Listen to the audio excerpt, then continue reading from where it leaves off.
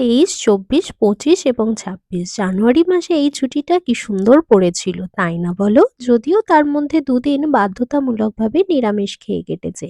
তবে আজ আরামায় পায়ে ছুটি হলেও ঘরে বসে জমিয়ে খেয়ে-দেয়ে কাটাতে আমি বড্ড ভালোবাসি। তাই বলে কোনো ছুটিতে যে বেরোই না তাই নয়।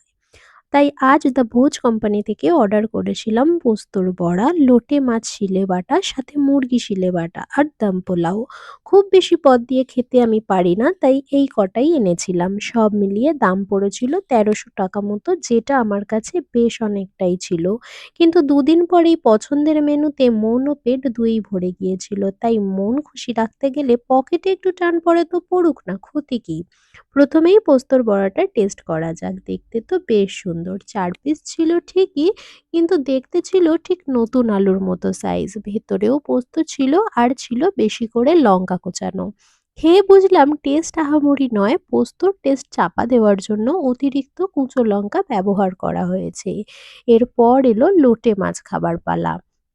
ভাতে মাছ এবং মাংস দুটোই যদি থাকে, চোখ কান বুজে আমি মাছ আগে খাবো, মাংস পরে। কেন, কি বৃত্তান্ত অত শত বাপু জানি না, অভ্যেস করে ফেলেছি।